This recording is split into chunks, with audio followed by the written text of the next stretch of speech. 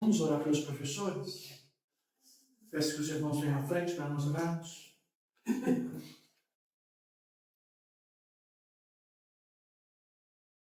Justificando a ausência do pastor Lenildo e sua esposa, que estão num evento hoje, social, os irmãos pedem para justificar. Senhor, obrigado por estarmos na tua casa.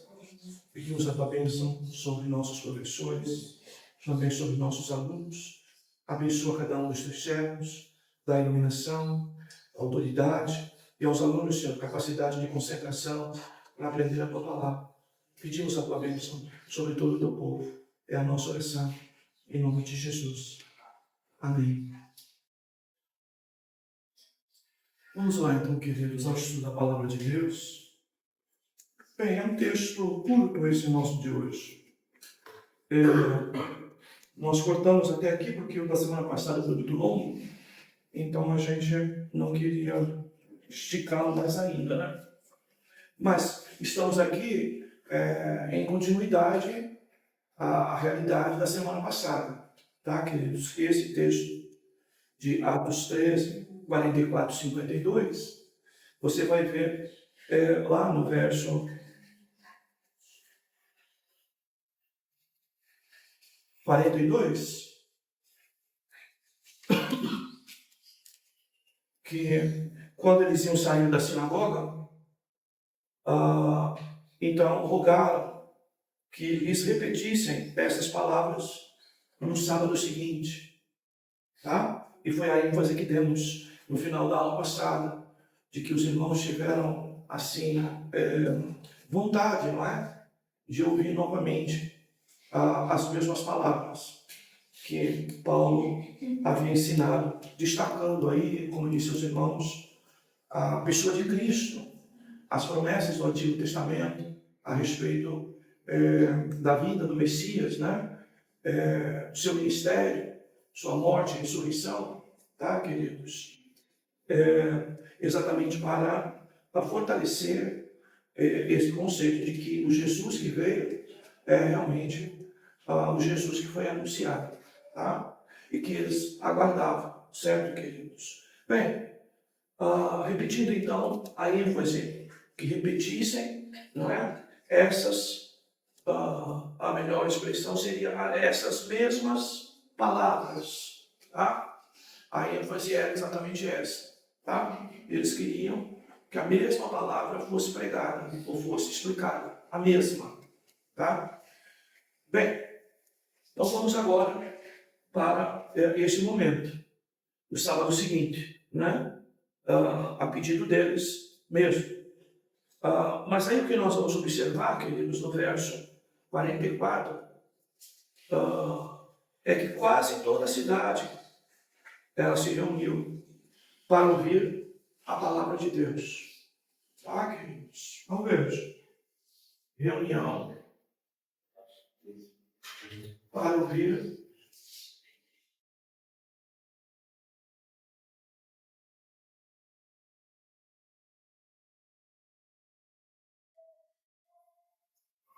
Importante esse aspecto aqui, queridos, como acho que dissemos até na quarta-feira, né? Que nós vivemos uma geração de pessoas que querem ser convidadas para vir à igreja, e a sua expectativa é de vir à igreja para buscar bênção, para ser abençoado, como nós dissemos aqui na quarta-feira, essa ideia, não é? Do Antigo Testamento, do conceito de chuva, certo? Que representava então a bênção naqueles tempos, não é? Da mão de Deus trabalhando para que a chuva viesse, para que ela pudesse produzir, ou ela levar a terra a produzir seu fruto e gerar alimento, inclusive, para a pecuária, para os rebanhos. E hoje, de certa forma, né, a gente tem dificuldade até de convidar as pessoas para vir aqui ouvir a palavra.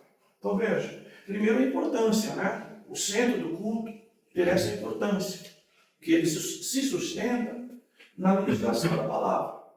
Veja, essa ideia progrediu bastante de pensamento. De que maneira? De maneira de que qualquer um que trabalha nessa coisa da ordenação do culto precisa enfatizar exatamente isso em todos os elementos de culto. Aqui não significa apenas, para nós hoje ouvir a palavra, a ministração em si, mas entendermos algo bastante relevante que também foge, muitas das vezes, da nossa forma de cultuar.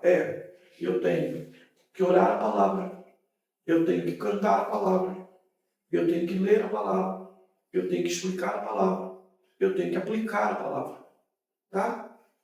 Esse tipo de coisa, irmãos, que cada vez mais também some no culto. Hoje já não se canta mais a palavra em muitos lugares.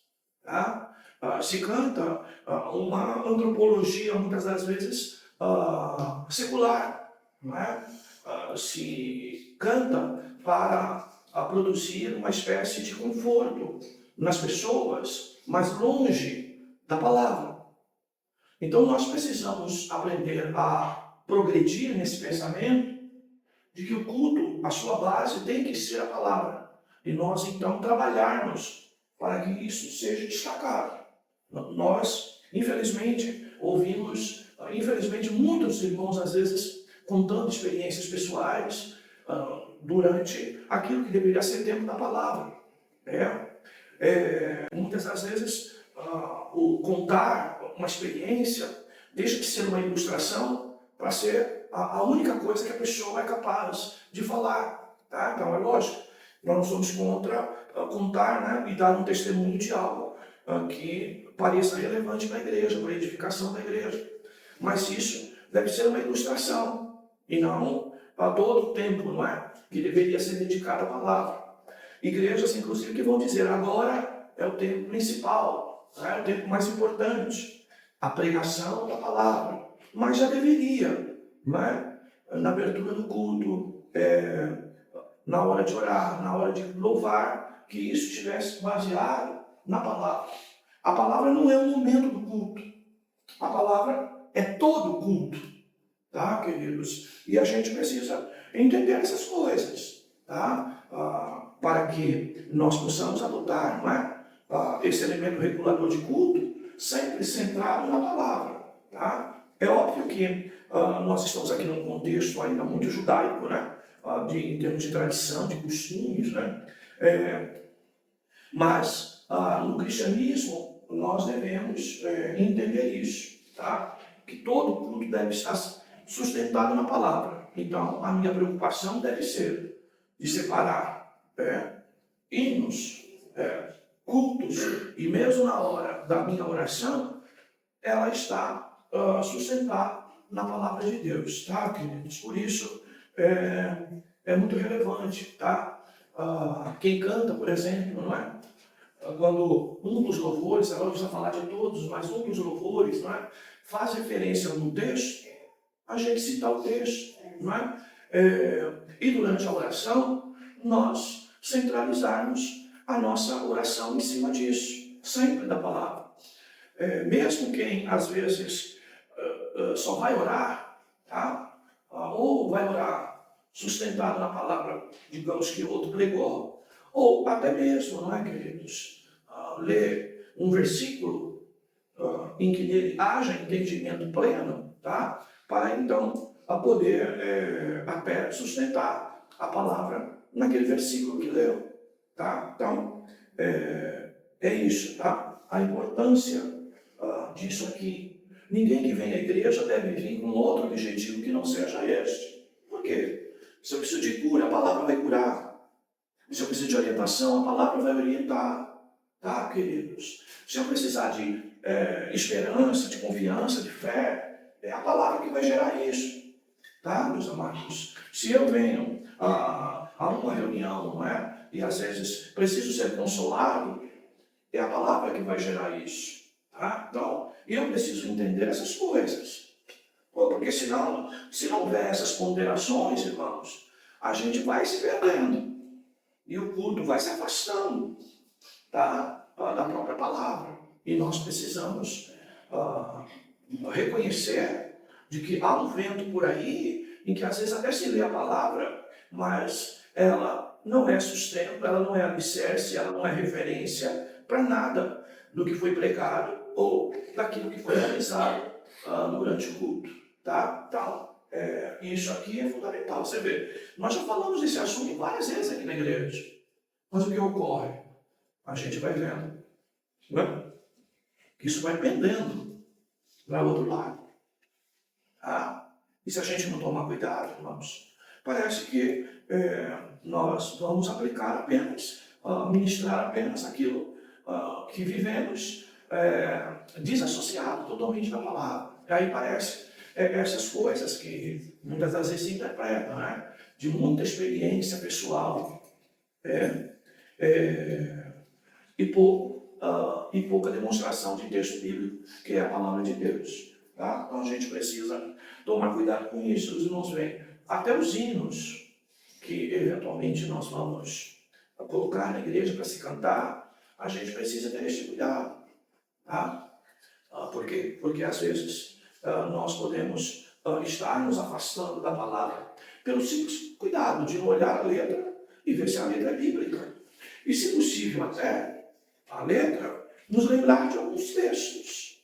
Tá? Por quê? Porque quando eu vou cantar, estou cantando a palavra. Então, eu posso eventualmente até citar um texto, tá? Um versículo rapidamente, tá? Para até enfatizar aos irmãos que aquilo que estamos cantando é a palavra de Deus.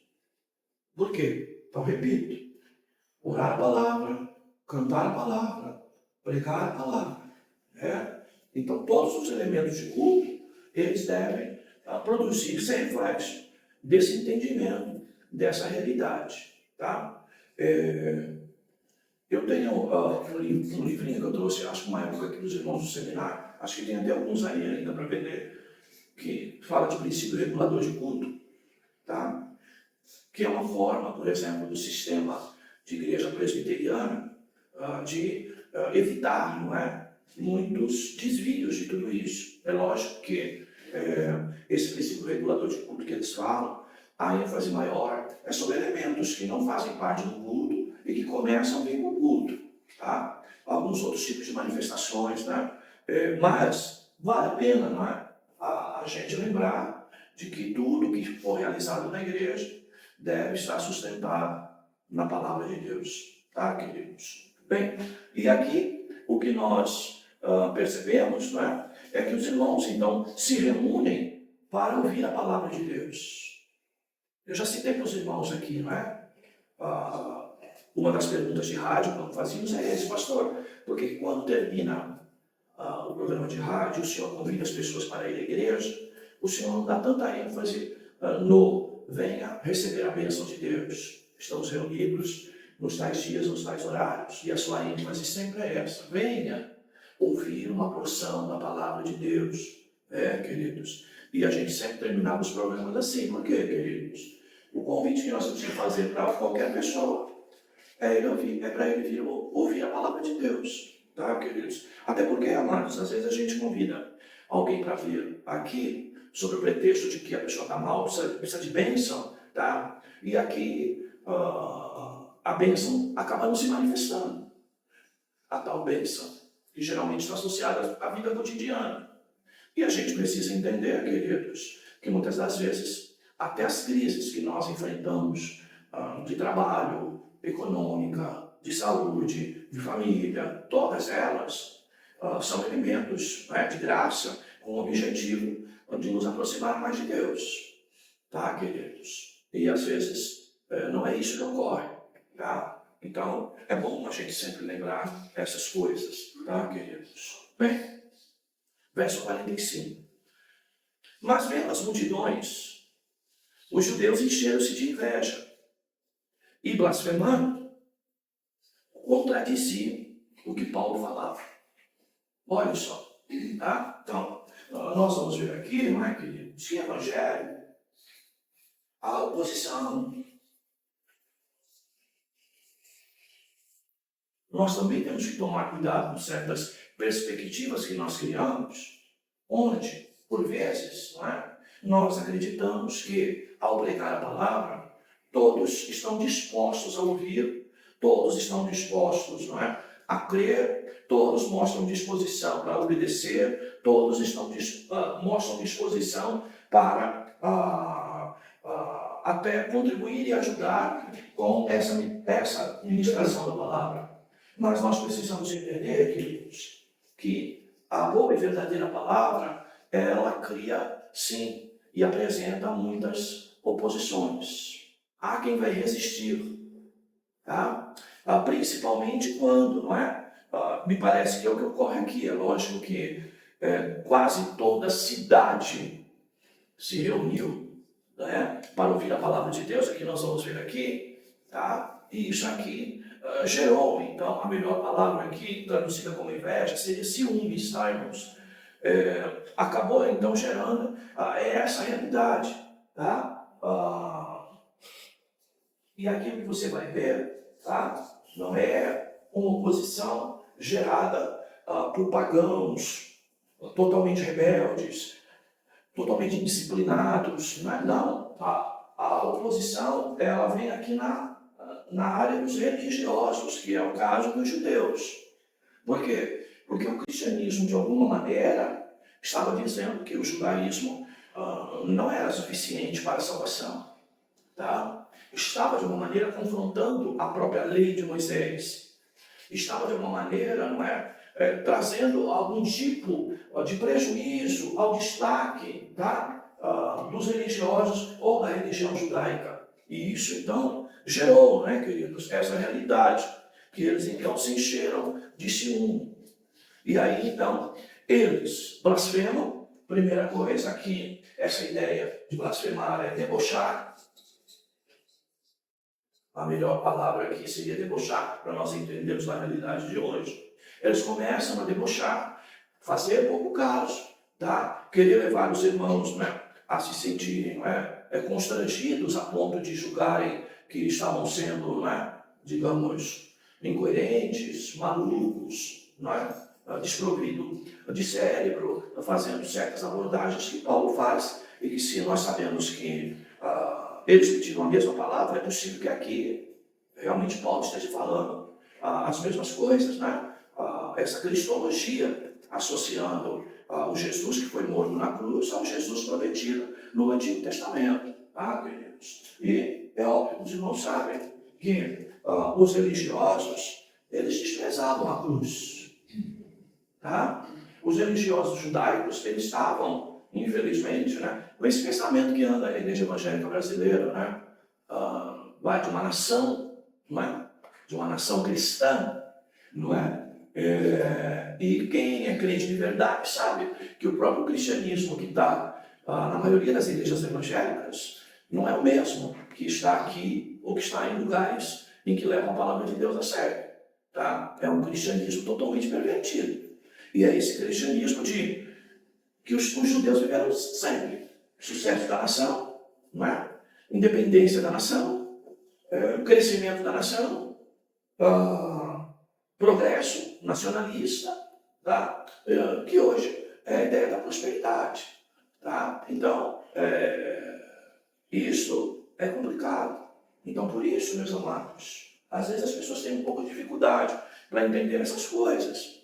Mas se você viver, pregar o evangelho bíblico, você vai despertar, queridos, tá? Deboche no próprio meio do cristão. Você vai ser debochado, desprezado, tá? E tudo isso dentro de um ambiente o quê? De oposição. Para roubar o quê? Para roubar a credibilidade, tá? Então, Paulo se vê nessa situação. Então você vê, na semana anterior, volta a falar essa palavra para nós, aí dá um boom, muita gente volta para ouvir a palavra no sábado, praticamente a cidade toda está lá, e aí o que ocorre? Então, a ciumeira dos religiosos aparece. Tá? Então, irmãos, nós precisamos considerar isso, que a religiosidade, semelhante à intelectualidade, ela pode produzir, tá, esse tipo de situação. Uma soberba tal de que a minha religião está certa, o Jesus que foi morto é um impostor, você está de brincadeira, tá? De que esse é o Filho de Deus que morreu na cruz, como que pode? Totalmente solitário, totalmente sozinho, entre os malfeitores, entre os salteadores, você está maluco de dizer que esse é o Filho de Deus. Tá? Essa é a ênfase. Tá? Que Paulo vai dizer, inclusive, lá em 1 Coríntios 12. Tá, queridos? Então, precisamos reconhecer isso. Tá? Porque, irmãos, se você sai por aí até evangelizando, ou mesmo ouvindo certos pontos de pregação, não é? O que você vai ouvir é Jesus, o chá para a série. Tá? Que chá é esse? Um único chá com alguns elementos que resolve todo tipo de problemas. Tá? Uma espécie de remédio para todas as causas. E nós precisamos entender, Jesus veio para aquilo que é impossível aos homens. E o que é impossível aos homens? E que é possível a Deus na pessoa de Jesus? A salvação. Ninguém pode resolver esse assunto que não seja Jesus. Tá? Uma doença, de repente, um bom médico pode dar um bom tratamento. Tá? Mas salvação não. Salvação só é Jesus. Tá? Então precisamos reconhecer isso, tá, amados? De nós aprendermos de que a mensagem da cruz, não é? A mensagem de salvação sustentada na cruz, ela vai produzir desafetos, opositores, tá? Ciúmes, invejas, ela vai realmente nos acompanhar com oposição, tá? E infelizmente essa ideia, né? Do Jesus te ama, Jesus te ama, Jesus te ama. E eu também. Né? Bem, Deus é amor, mas também Deus é fogo consumidor. Deus é amor, a sua graça tem manifesta, mas a sua ira também. Quem não crê já está condenado. E essas coisas todas que alguém pode dizer, não, que palavra dura, para que falar de inferno, para que falar tanto de pecado, não é? Que hipocrisia, até parece que não peca, não é? Bem, esse tipo de coisa, irmãos, é a realidade do Evangelho dos últimos anos, especialmente no Brasil. Você vai numa igreja, irmão, o homem só fala de bênção. Querido, acorda. Acorda. Vê se ele fala do abençoador. Mas essas coisas, muitas das vezes, que mostram a nossa falta até de consciência em relação àquilo que está acontecendo. Tá? Vamos seguir em frente. Então, verso 46. Paulo e Barnabé falaram corajosamente. Olha só. Ai, ai. Nós vivemos um tempo que até para dizer, ó, Jesus te ama para alguém, esse tipo de evangelização, tem gente que tem medo de falar. Imagine falar que a ira de Deus está sobre você. Vejam aqui.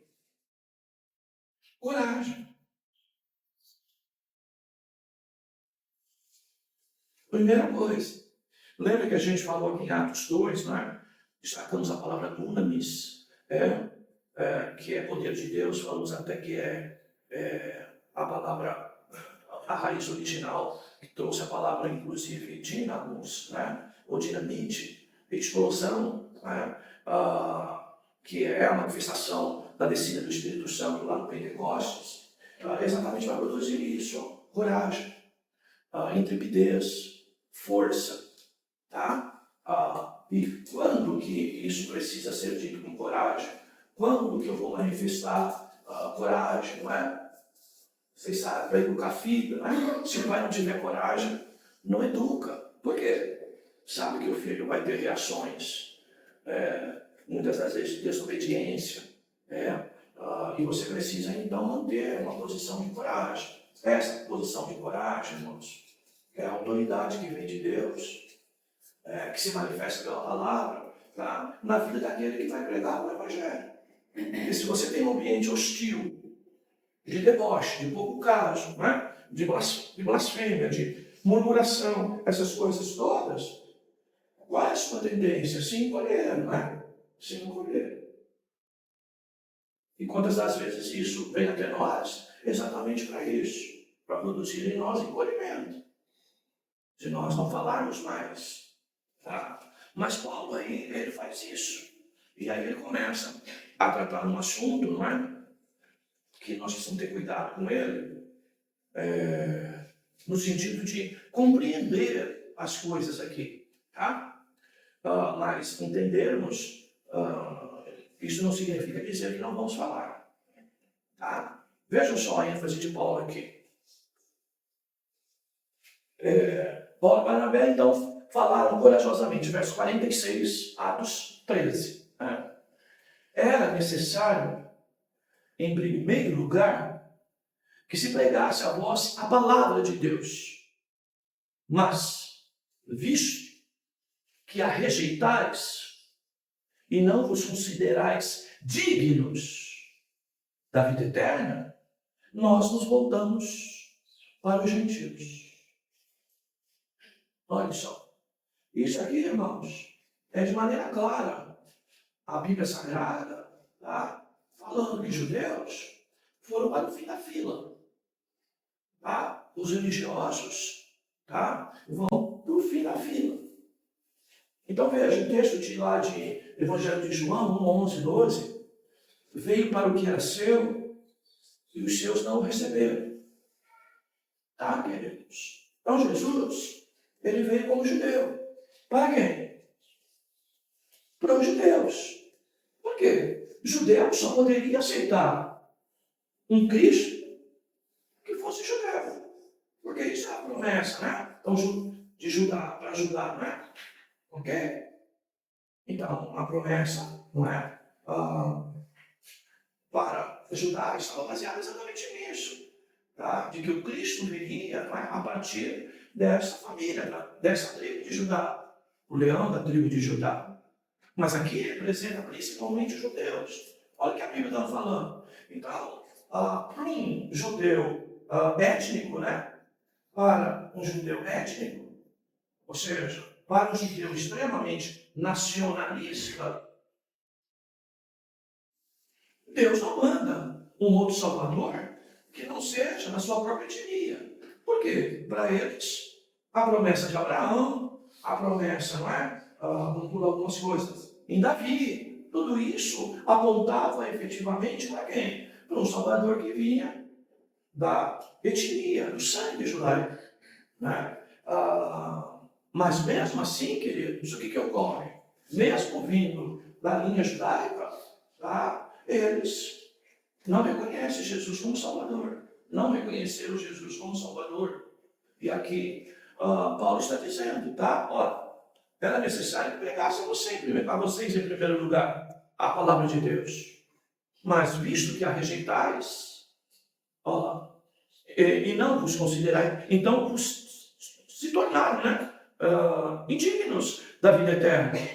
Nós então nos voltamos para os gentios. Tá? Então vejam, Paulo aqui agrava com a sua coragem o aspecto da oposição dos judeus em relação à sua pregação. Porque ele está falando, olha, vocês se tornaram indignos da vida eterna. Por quê? Porque rejeitaram essa palavra de Deus. E como vocês rejeitaram a palavra, nós então nos voltamos a pregar a mesma palavra, exatamente a mesma, para os gentios. E aí vem o grande problema do religioso. Tá? Eles então tinham etnia, sangue, não é? Valor, digamos, nacionalista, posição, destaque, tá? Para receber a palavra de Deus e a promessa de Deus e o próprio Messias. Mas os gentios, para eles, jamais poderiam receber isso. Então, o que nós vemos aqui? O judaísmo declaradamente o aceita. Por quê? É o exclusivismo presente aqui. E toda religião que diz que salvação só existe dentro dela, tá? Ela é aceita. Porque a salvação não está numa religião. A salvação está na pessoa de Jesus Cristo. Certo, queridos?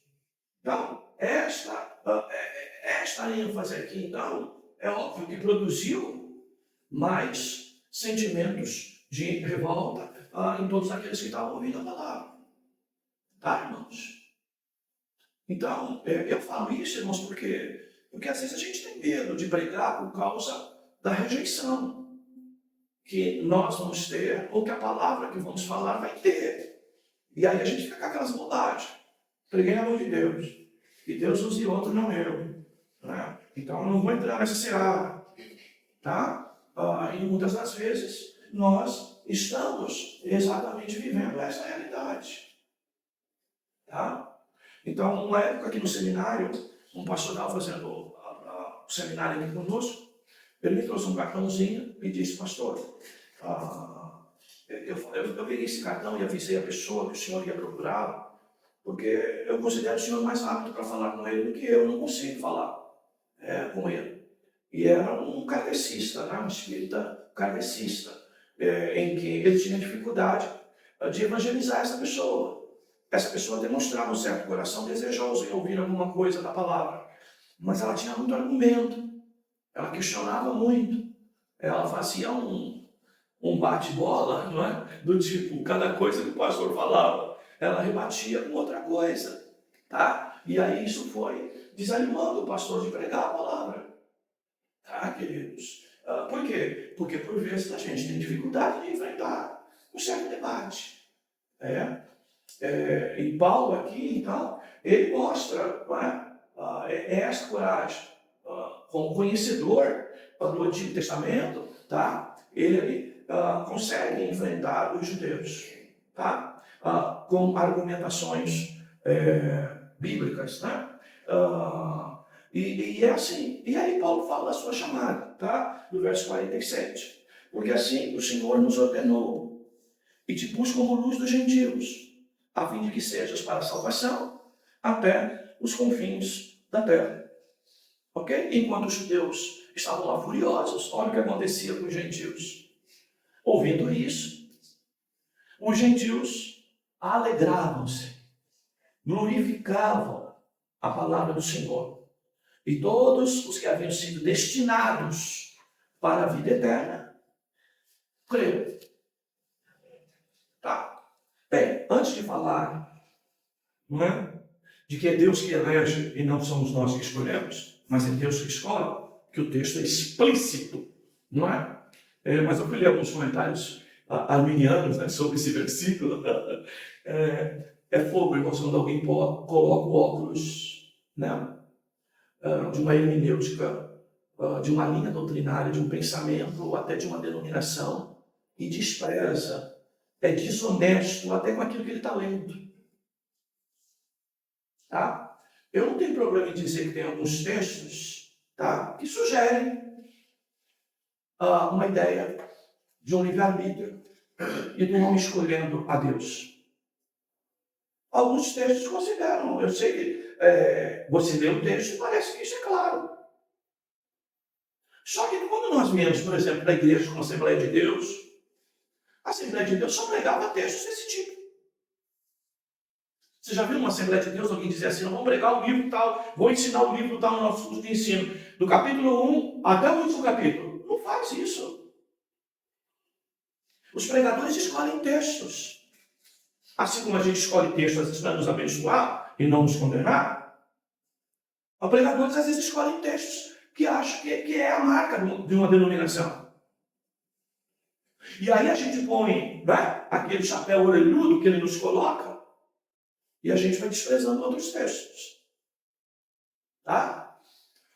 Então, eu repito, tem textos que favorecem uma certa compreensão arminiana, mas mesmo assim, falar de Armínio de maneira tradicionalmente falando é fácil para encaixar numa boa palavra.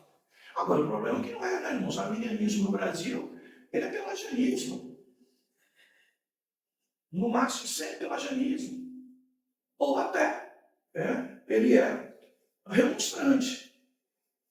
Tá? Porque Armínio acreditava na depravação total do homem. E falou, então, que existe uma graça preveniente. Que Deus, em primeiro lugar, precisa manifestar um favor para aquela pessoa, para depois ela se render a Cristo. Agora, um de nós aqui, assembleano, ouvimos pregações, no nosso tempo de Black, por exemplo, de graça preveniente. Ouvimos não, queridos. Eu, pelo menos, não ouvi. Tá? Mesmo nos grandes encontros de pastores bambambam, né? Na época do Takayama estava, né? No auge, por exemplo, a gente não ouvia esse tipo de coisa. E olha que Takayama é um pregador assembleano com um grau de QI razoável. Né? Mas essa realidade aqui é séria. Mas vamos lá primeiro. Entender, irmãos, que Paulo aqui não está falando, quando fala judeus e gentios, tá? Paulo não está falando que pregar para os gentios, tá? Foi uma segunda opção. Que Deus pregou, Jesus veio para os judeus, pregou para os judeus e eles não quiseram. E aí Deus disse, já que eles não querem, eu vou pregar para os gentios. Isso não é uma verdade. Tá? E nós, muitas das vezes, consideramos isso verdadeiro. Como isso aqui, então, fosse uma segunda possibilidade, que já que a primeira não deu certo, então a segunda vai dar certo. Ou deu certo. Então, eu vim para os judeus não quiseram nada comigo, me desprezaram, o livre-arbítrio deles não me aceitou, aí eu fui pregar para os gentios. Isso não é uma verdade.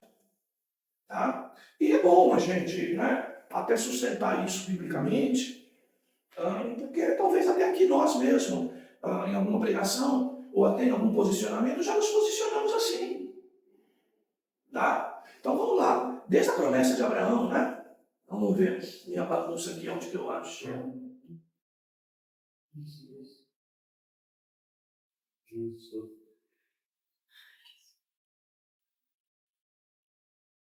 Deixa eu conferir o texto, irmãos, antes de eu ler, para eu não cometer nenhum deslize aqui.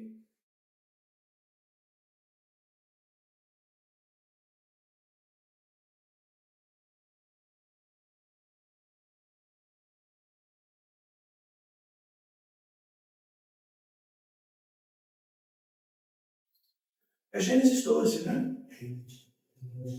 Verso 1 a 3.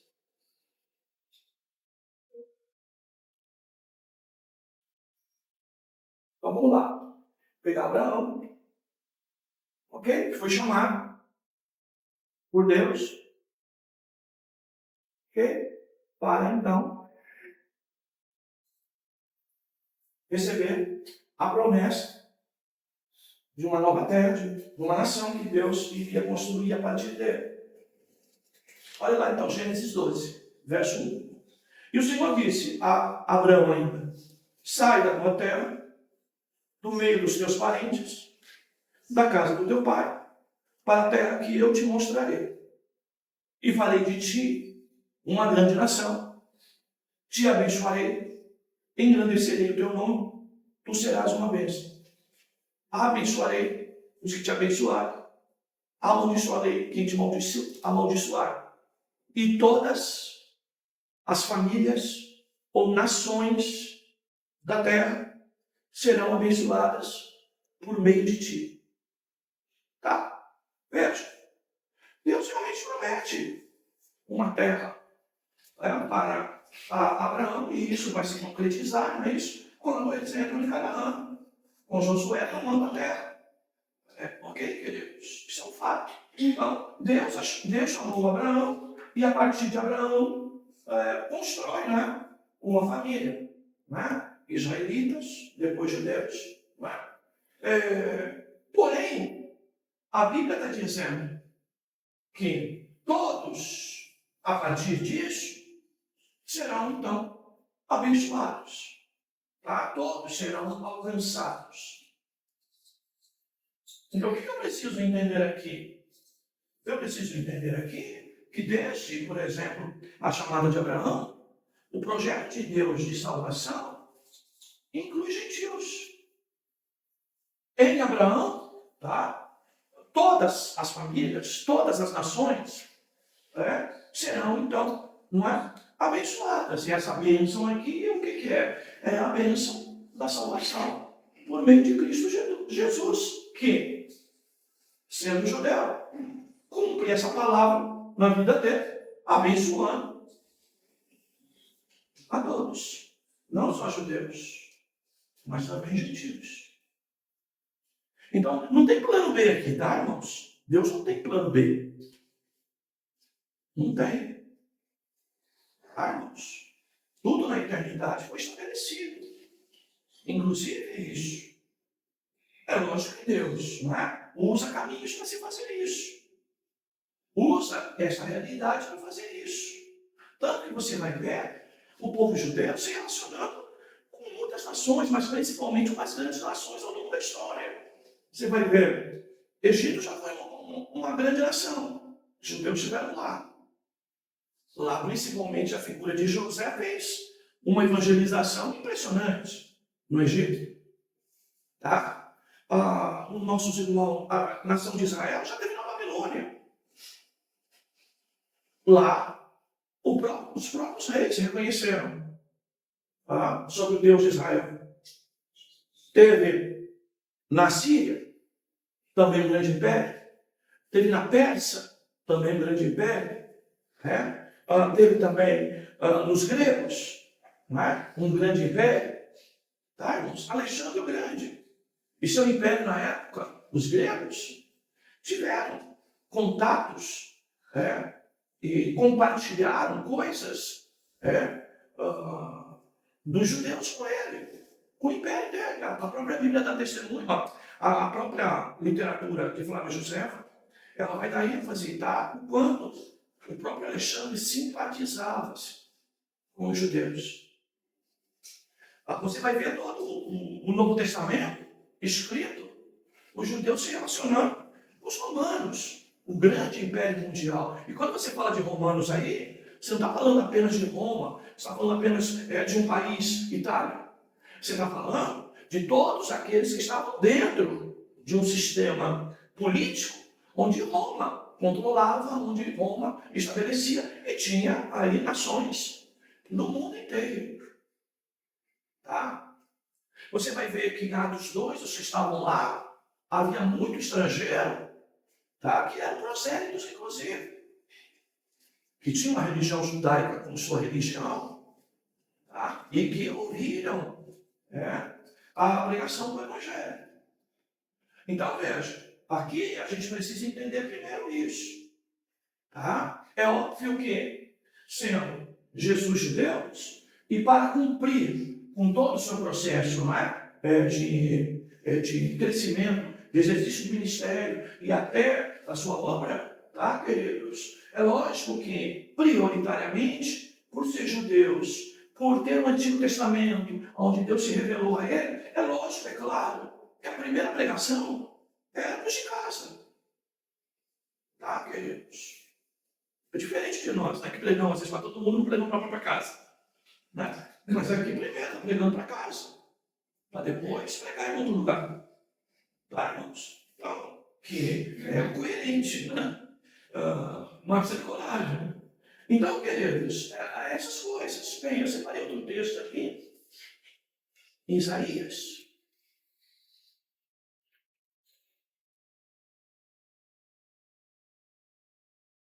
Tem que tomar cuidado para você não de plano B, tá, queridos?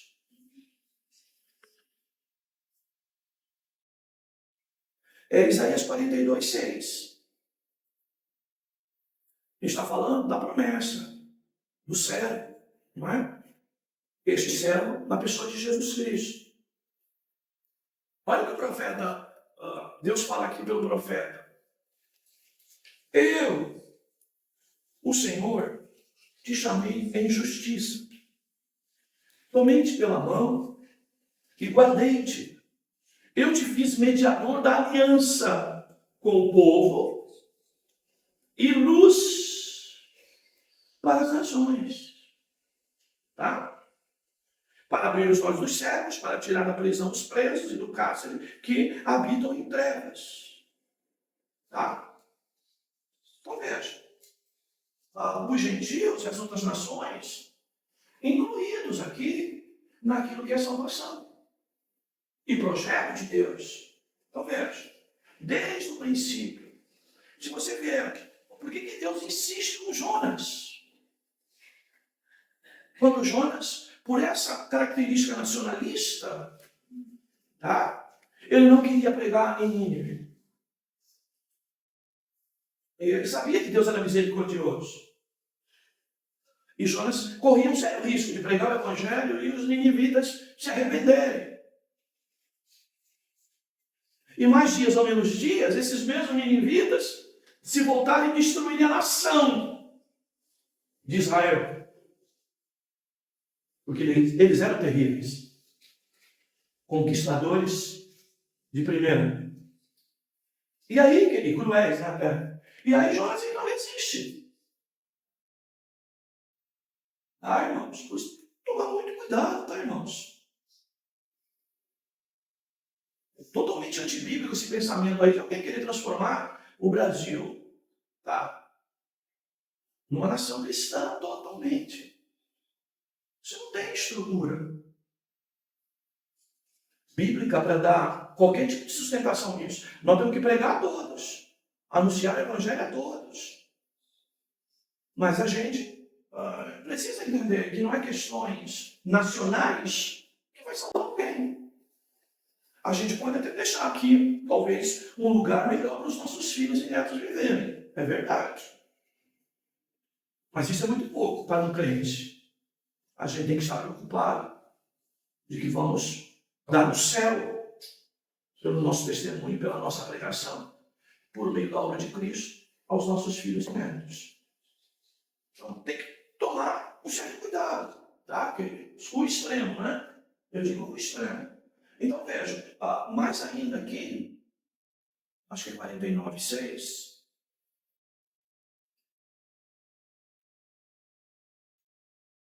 De novo serve. De novo serve luz para nações.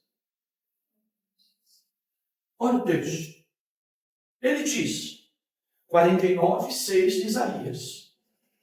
Não basta que sejas o meu servo para restaurar as tribos de Jacó, né? E depois virou Israel, é o nome da nação, e trazeres de volta os remanescentes de Israel. Também te porei para a luz das nações, para seres a minha salvação até a extremidade da terra. Tá bom, queridos? Então veja, primeiro, não está se negando como se pregava a gentios, não se deve negar a pregação para os judeus e não acreditar que eles possam ser salvos, como há muitos judeus messiânicos que acreditaram no Messias. Tá? Mas, mais importante até, que acho que é o nosso maior erro, é às vezes julgar que nós somos segunda opção. Tá, queridos? Assim como, não é? Às vezes a gente, não é? Tem esse pensamento aí, acho que fui adotado, acho que fui adotado, acho que fui adotado. Bem, irmão, são pensamentos de crente, né, que ferem totalmente princípios bíblicos. Tá? Porque, irmãos, em Cristo, todos nós somos adotados. E a gente precisa entender que filho de coração, irmãos, é mais importante do que filho de sangue. Tá? Porque o filho de sangue veio, não é? Pela tua relação, e muitas vezes nem se esperava um filho, né? Em certas situações. É? Às vezes o próprio filho de sangue, não é? Ele resiste a algumas coisas do próprio pai. Mas o filho do coração é aquele que você foi lá e você escolheu. Que você lá pegou e trouxe para tua casa. E que de repente estava sendo rejeitado pelos pais natural, ou numa fila de espera por uma adoção por muito tempo. Então, onde que se manifesta maior amor? Onde que vai existir mais ligação? Nós somos irmãos uns dos outros de coração, pela pessoa de Jesus. Fomos todos adotados na família de Deus. Desculpa, irmãos. Se a gente não vive isso, às vezes a gente está fora de contexto. Mas a nossa família melhor, com todos os problemas que a gente possa ter, é a cristã. Tá? Porque os que não estão em Cristo e são lá da nossa família de sangue, quanta dificuldade a gente tem. Tá? A gente, às vezes, até aceita mais do que as dificuldades que temos na igreja. Talvez até por conta de que falta aquilo que nós anunciamos estamos na carta de João, né? Amar o irmão, suportar o irmão, aguentar alguns. Né? Mas é essa a realidade. Então, irmãos, a gente ouve isso, às vezes, em alguns ambientes, até doméstico, tá? Desprezando, não é? Ou sim, desprezando porque foi adotado. Sendo rebelde porque foi adotado. Meu Deus! Quem foi adotado escapou de morrer prematuramente, de viver na rua. E tem que valorizar esse aspecto de adoção.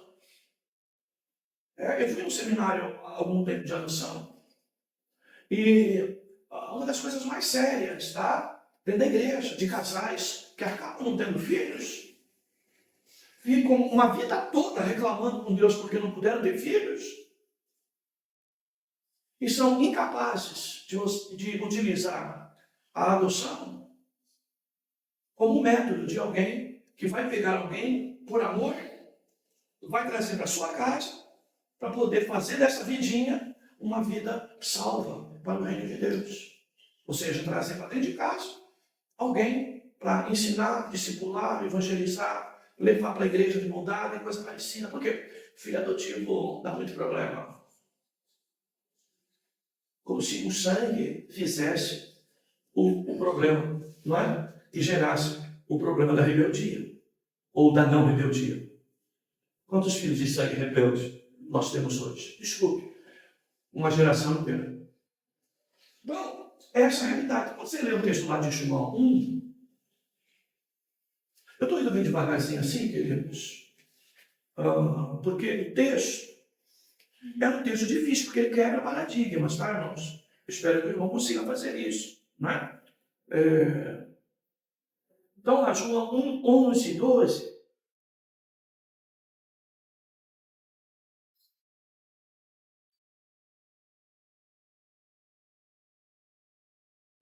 Olha só, João 1, 11, 12. Ele veio para o que era seu, mas os seus não receberam. Tá? Mas todos que o receberam, independente de ser os seus ou não, o importante é receber, tá? Aos que creem no seu nome, ok? Deu-lhes a prerrogativa, ou o direito, é a melhor palavra, tá? Muita gente acha que esse poder aí, né, que vai para o escalabacia já, tá?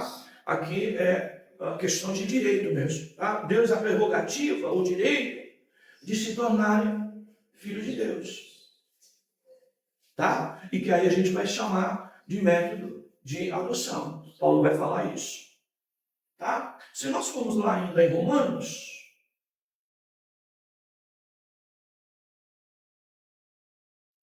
e Paulo aqui, irmãos, é um grande exemplo disso, tá, irmãos? Ele, apesar de ter chamada para pregar os gentios, e me parece que ele reconhece isso muito cedo, se criou uma série de situações do próprio Paulo, não é?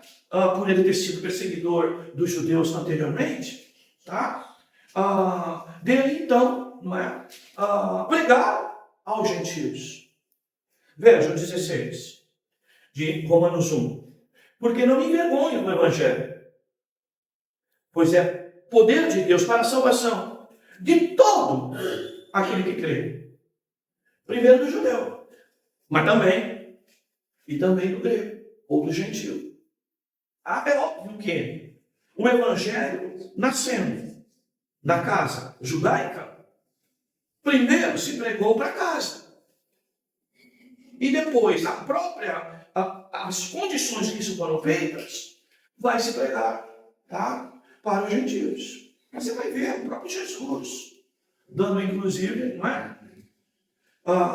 Ao centurião de Cafarnaum, a mulher que disse que os cachorrinhos comem da mesa do seu senhor, tá?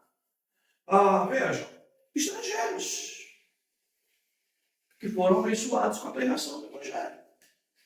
Então, é uma questão apenas de curso natural das coisas. Mas não como se Deus tivesse um plano B. Já que não me aceitaram aqui, eu vou para outro lugar.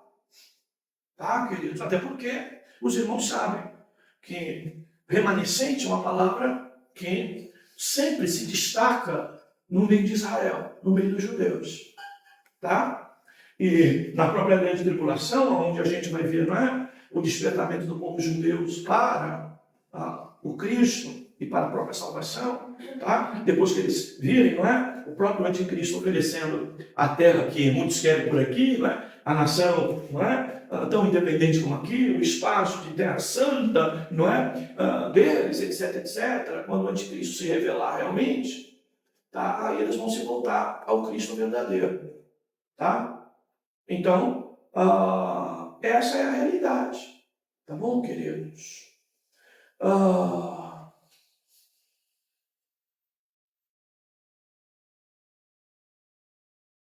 Bem, vamos voltar lá para Atos. Bem, essa é a primeira realidade, né? Que a gente precisa aí, às vezes, corrigir algum tipo de interpretação, tá, irmãos? Porque não é que isso seja tão relevante.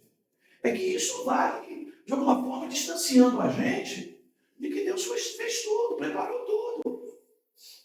Tá? Que a ressurreição de Jesus é o plano B de Deus para o Cristo que foi morto, e que Deus não preveu isso, mas aí Deus foi lá e ressuscitou ele. Tá? Até entender algumas coisas do livro que você está lendo aí, não é? Do perigo do teísmo moderno, que é um desvio, tá? Desse pensamento arminiano, pelagiano.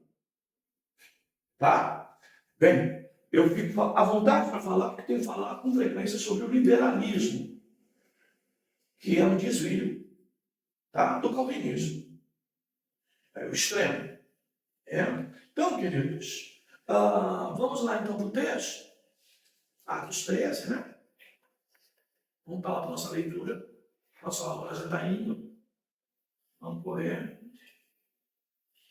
48. Ouvindo isso, os gentios alegraram-se e glorificavam a palavra do Senhor. Ou seja, é para nós também. Há esperança para nós. Cristo é a nossa esperança. Essa pregação é para nós também. O Deus que entrou era só dos judeus se revelou aos outros povos, aos gentios. Se revelou também a nós. E todos os que haviam sido destinados para a vida eterna creram.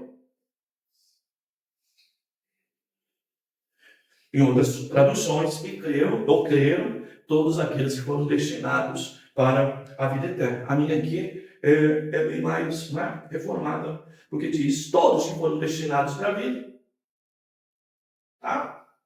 Eterna. E essa palavra, né, e todos os que haviam sido, esse verbo aí, fala um pouquinho de verbo, dá uma ajudinha um pouco da manhã, haviam sido. Bem, e esse aqui, irmãos, eu tenho falado muito aqui de present continuous no inglês, né, que tem a ver com o nosso gerúndio, para falar muito, né, uma ação constante de Deus na nossa vida, que é o caminho do nosso aperfeiçoamento em Cristo. Andando com Ele, vivendo com Ele, ouvindo Ele, nós então vamos ser aperfeiçoados. O que começou a boa obra, não é? Aperfeiçoará ela até aquele grande dia. Tá? Então, eu tenho falado bastante disso. Não é o caso aqui, tá? Aqui, quem conhece um pouquinho de gramática da língua portuguesa, nós vamos ter, na nossa realidade aqui, uma espécie de haviam sido, tá? Não é com assim não, tá? É com M no final, tá? Esse no final é futuro, né? Essa ideia aqui é de pretérito na nossa gramática, mais que perfeito. No original grego, esse nosso pretérito mais que perfeito, o mais próximo que nós temos dessa ideia do haviam sido aqui, significa Deus no passado. Que passado é esse? Eterno. Ok? Já reservou para nós, já nos deu esse direito de sermos seu filho tá? E trazer aquilo que ele elegeu, com uma palavra mais dura, predestinou para a salvação, ok? Ele se revelando em todo o tempo presente. Ou seja, aquilo que Deus planejou lá, ok? Ao longo do tempo, no tempo presente, essa salvação se confirmou na nossa vida. Tá? Então, volta lá na tua mini gramática, vê lá o pretérito mais que perfeito, tá bom? E aí você vai ver esse conceito. É lógico que mais que perfeito é a ideia do nosso Deus. Tá? Então ele lá nos elegeu, ele lá nos predestinou, e isso se manifestou aqui. E ele fazendo isso, o que aconteceu conosco quando ouvimos a palavra? Cremos. Tá? Porque sem isso manifesto não há salvação. Mas isso não quer dizer que isso está errado. Tá? Ou, ao contrário. Então vemos, essa é a realidade aqui. Então você vai com os argumentos, eu fui ler muitos argumentos de arminianos sobre isso, né? Irmãos, é cada pirueta, tá? É cada rebolada que tem que dar. Como eu digo, não é só forçar o texto, é querer fazer até abracadabra no texto, para o texto dizer aquilo que o texto não diz. Tá? A própria Bíblia de estudo pentecostal, tá? A própria tradução é a mesma, tá? Que eles usam. E aí, o rodapé tem que explicar, fazer pirueta para explicar isso. Tá, queridos? Então, veja, essa é a realidade. Por que eu estou dizendo isso de novo? Porque não existe plano B, irmãos. Preguei com aquela pessoa, mas não teve jeito dela aceitar. Querido, não existe plano B. Se é a vontade de Deus que ela se quebrantasse, a gente não ora assim, Senhor, quebranta aquele coração para ouvir a palavra. Hoje, para crer em Ti. Olha a minha oração, olha a minha oração. Antes dele crer, quebranta ele, trata com ele, para ele poder receber a palavra. Que oração é essa? Desculpe, irmãos. Calvinista. Abestado. Então, essa é a realidade. Tá? Bem, agora, se você crê em graça preveniente, e algum dia, como eu disse para você, já pregaram isso para você, eu só fui ouvir graça preveniente, sabe quando? Há muitos anos atrás, quando eu vi o Marco Grande num debate. E ele apresentando isso. Até o arminiano, o wesleyano, tradicional, sabe que antes da pessoa crer, Deus tem que fazer alguma coisa. Se não fizer, não há quem crer. Aí vem os bestas de hoje, não, porque a pessoa tem livre-arbítrio, não, porque a pessoa não se perdeu, mas não se perdeu tanto, ela tem ainda um pouquinho para aceitar as coisas de Deus. Não tem, queridos. Então você rasga Romanos da tua Bíblia. Não há quem busque a Deus. Não há quem o queira. Todos se extraviaram, se perderam. Não pode se encontrar. Só Cristo encontrando ele. Mas não é Cristo que estava perdido e eu encontrei Cristo. Não. Foi Cristo que me encontrou. Perdido sou eu.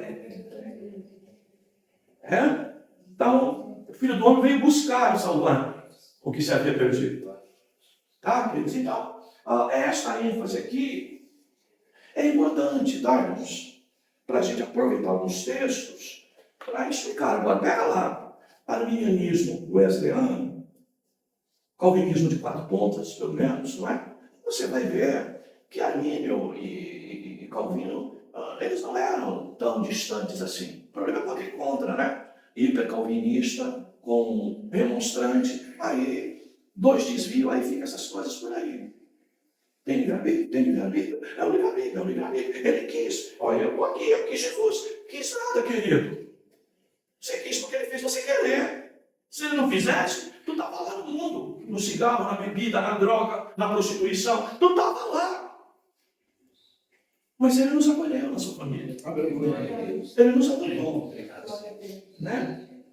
Então, queridos, é isso. Bem, tem esse negócio de bater o pé aí, você viu, né? E não é, como é o nome do homem? O tal cantor aí, português, né? Roberto, né? Não, o Leal. Hã? Roberto Leal. Olha. Está por dentro, né? É do nosso tempo, né? Passado. Imperfeito. Bem, queridos. Veja que essa coisa, tá, irmãos? É uma espécie de explícita condenação. Tá? Vamos lá. Mas estes, Paulo e Barnabé, não, verso 50. 49, a palavra do Senhor divulgou-se por toda a região. Nós estamos aqui na região da Ásia Menor, mais provavelmente no sul da Ásia Menor, tá? Aqui. Mas os judeus incitaram as mulheres devotas de alta posição e os principais líderes da cidade, provocando uma perseguição contra Paulo e Barnabé, e os expulsaram do seu território. Tá? 51. Mas estes, sacudindo contra eles o pó dos pés, partiram para o encontro. Tá? Essa expressão aqui, sacudindo contra eles o pó dos pés, é uma espécie de explícita ideia de condenação. Tá, queridos? Vejam, nós podemos ver lá, né? Lucas 10, 11. E Jesus falou a mesma coisa, né? Para os que foram comissionados, né? Para ir pregar, os 70. Jesus mandou os discípulos pregarem. 70 deles, de 2 em 2.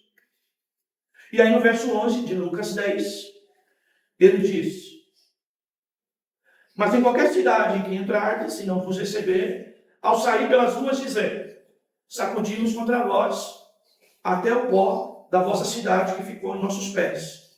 Contudo, sabei disso, o reino de Deus está próximo. Tá? Então é aqui uma explícita ideia de condenação, exatamente para, não de condenação definitiva, é lógico, mas uma ideia de que a pessoa precisa entender que sem a palavra, sem Cristo da palavra, ela está em condenação, em estado de condenação. E ela precisa, não é? Abrir seu coração para Deus. E aqui está um pouco da responsabilidade humana, a soberania de Deus, mas sem desprezar, né? Esta coisa da responsabilidade humana. Tá bom, queridos? É isso. Bem, eu ainda escrevi aqui João 6,65, voltando apenas aí nessa ideia.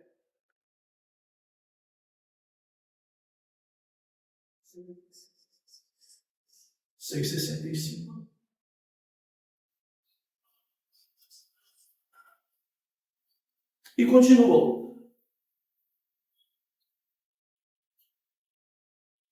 por isso vos disse que ninguém pode vir a mim se não lhe for concedido pelo Pai.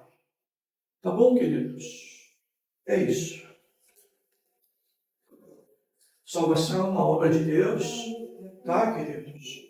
Por isso eu insisto com os irmãos, oremos por salvação. Oremos para que Deus se revele aos nossos.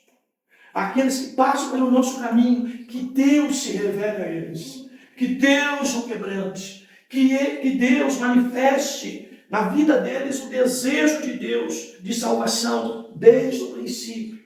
Para que esses então possam aí sim responder, tá, queridos? Crendo no Senhor.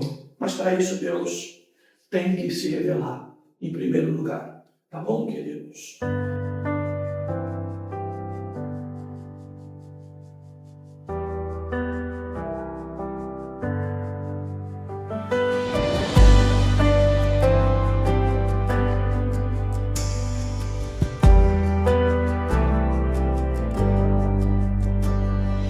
Cristo no centro de tudo, Senhor e meu Redentor. Vejo o peso do meu pecado, curvo a cabeça em temor. Não posso limpar minhas mãos, não posso fugir de quem sou. Quanto mais luto sozinho, mais fundo o mal me prender.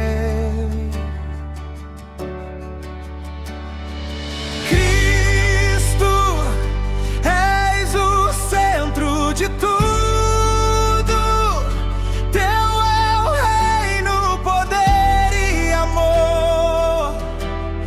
Só pela graça respiro, só pela cruz há perdão. Tudo vem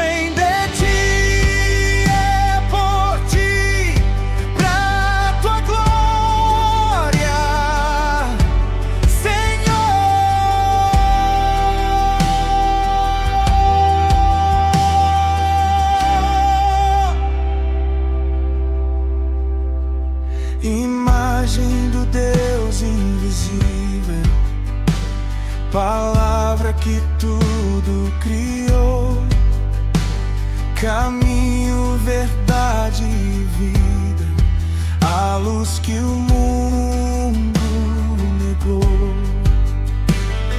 Encontras quem anda perdido, levantas o morto do pó. Teu sangue quebrou minhas cadeias, agora pertenço a ti só.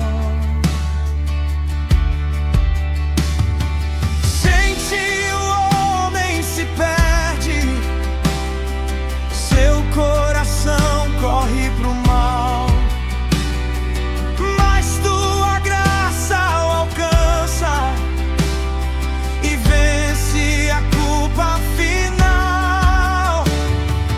O velho homem é morto, nova vida o Senhor traz, e aquele que estava perdido